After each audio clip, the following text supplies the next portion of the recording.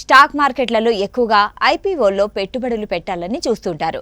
ఎందుకంటే చాలా వరకు ఐపీఓలు లిస్టింగ్ గెయిన్స్ ఎక్కువగా ఇస్తుంటాయి. ప్రముఖ సంస్థల నుంచి వచ్చే ఐపీఓలకైతే మరింత డిమాండ్ ఉంటుంది. వీటిలో సబ్స్క్రిప్షన్ కోసం ఇన్వెస్టర్లు ఎగబడుతుంటారు.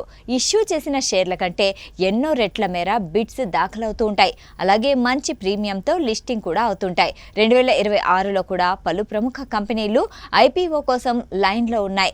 ఇందులో పెద్ద పెద్ద కంపెనీలు ఉన్నాయి. వీటిలో Reliance Jio platforms, Zepto, OYO, NSC, Flipkart వంటివి ఉన్నాయి. ఇక్కడ మరో పెద్ద సంస్థ నుంచి కూడా ఐపీఓ రాబోతుంది.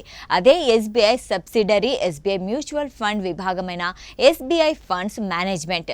ఈ ఏడాదిలోనే లిస్టింగ్ కావాలని లక్ష్యంగా పెట్టుకోగా అతి త్వరలోనే ఐపీఓ ప్రాసెస్ ప్రారంభించనుంది. ముందుగా మార్కెటింగ్ ప్రక్రియను వచ్చే వారంలోనే ప్రారంభించనుంది.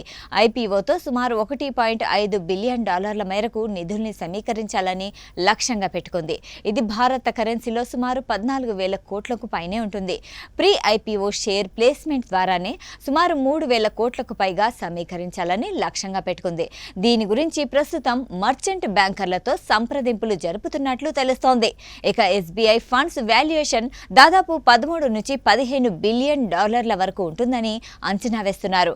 ఇది 1.22 లక్షల కోట్ల నుంచి 1.41 లక్షల కోట్ల వరకు ఉంటుంది. ఇది విలువలో ఐసిఐసిఐ ప్రుడెన్షియల్ అసెట్ మేనేజ్మెంట్ తో పోటీ పడనుంది.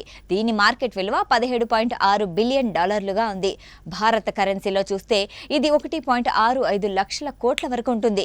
ఎస్బీఐ ఫండ్స్ మేనేజ్మెంట్ ఐపీఓ కోసం 9 మర్చెంట్ బ్యాంకర్లను నియమించుకుంటుంది. ఇందులో Kotak Mahindra capital, Axis bank limited, SBI capital markets limited, JM financial limited, HSBC holdings limited వంటివి ఉన్నాయి. ఇక మార్కెటింగ్ లో భాగంగా ఎస్బీఐ రోడ్ షో నిర్వహించనుంది.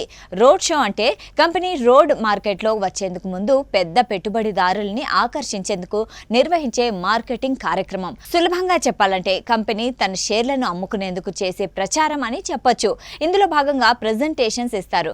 కంపెనీ భవిష్యత్తు ప్రణాళికలు, ఆర్థిక స్థితిగతులు, మేనేజ్మెంట్ సామర్థ్యాన్ని ప్రదర్శిస్తారు. ఈ సమావేశాల ద్వారా మార్కెట్లో ఐపీఓకు డిమాండ్ పెంచుతారు. పెట్టుబడిదారుల సందేహాల్ని నివృత్తి చేసి వారిలో నమ్మకం కల్పిస్తారు.